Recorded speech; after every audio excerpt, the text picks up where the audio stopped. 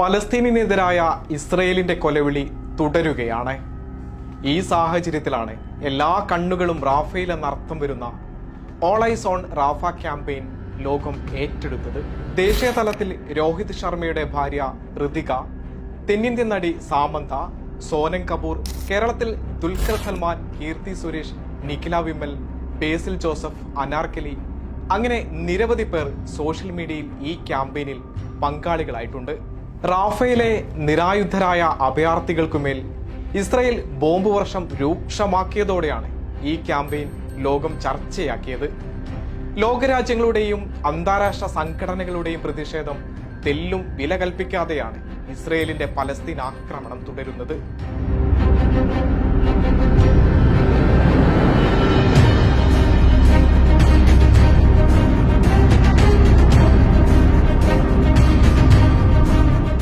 അടുത്തിടെ റാഫയിലെ അഭയാർത്ഥി ക്യാമ്പിൽ ബോംബിട്ട് 45 പേരെയാണ് ഇസ്രയേൽ കൊന്നൊടുക്കിയത്.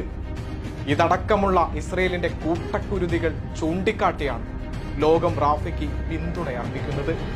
ആഗോളതലത്തിൽ ഇതുവരെ സെലിബ്രിറ്റികളും ഫുട്ബോൾ താരങ്ങളും അടക്കം ഏകദേശം 22 ദശലക്ഷം പേരാണ് ഓൾ ഐസ് ഓൺ റാഫ പോസ്റ്റുകൾ ഷെയർ ചെയ്തത്.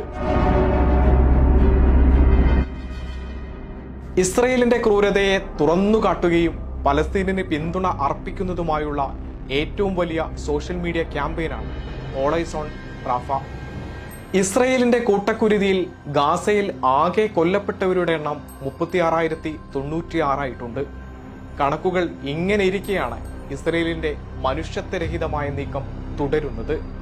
റാഫയിലെ അഭയാർത്ഥി ക്യാമ്പുകൾ കത്തിയമർന്നത് പലസ്തീൻ സൈന്യത്തിന്റെ തന്നെ ഉഗ്രശേഷിയുള്ള ആയുധങ്ങൾ കൊണ്ടാണെന്നാണ് ഇസ്രയേലിന്റെ അവകാശവാദം.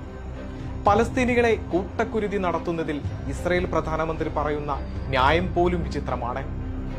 തങ്ങൾ ഹമാസിനെ ഇല്ലാതാക്കാനാണ് ആക്രമണം നടത്തുന്നതെന്നാണ് അവരുടെ ന്യായം. ഇക്കഴിഞ്ഞ മെയ് 6 ആക്രമണം ആരംഭിച്ചതോടെ റാഫയിൽ നിന്ന് 1 ദശലക്ഷത്തിലധികം പേരാണ് പലായനം ചെയ്യപ്പെട്ടത്. പലസ്തീൻ അഭയാർത്ഥികളെ സഹായിക്കുന്ന ഐക്യരാഷ്ട്രസഭയുടെ ഏജൻസിയാണ് ഇക്കാര്യം വ്യക്തമാക്കിയത്. 1 മാസത്തോളമായി ഇസ്രയേലിന്റെ ആക്രമണം നടക്കുന്ന റാഫയുടെ വിവിധ ഇടങ്ങളിലേക്ക് ഇസ്രയേൽ യുദ്ധ ടാങ്കുകൾ പ്രവേശിപ്പിച്ചിരുന്നു എന്നത് യാഥാർത്ഥ്യമാണ്. അപ്പോഴാണ് പലസ്തീന്റെ ആയുധങ്ങൾ തന്നെയാണ് റാഫയിൽ സ്ഫോടനം ഉണ്ടാക്കിയതെന്ന് ബെഞ്ചമിൻ നെതന്യാഹു കള്ളം പറയുന്നത്.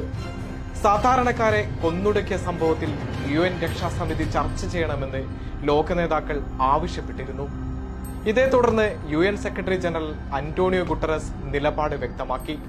ഗാസയിൽ ഒരിടവും സുരക്ഷിതമല്ലെന്നും ഭീകരത അവസാനിപ്പിക്കണമെന്നുമാണ് അദ്ദേഹം ചൂണ്ടിക്കാട്ടിയത്.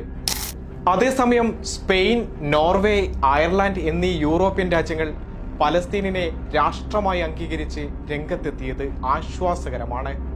ഇസ്രയേലിന്റെ ഭീഷണി നിലനിൽക്കെയാണ് ഈ നിലപാടെന്നതും ശ്രദ്ധേയമാണ്.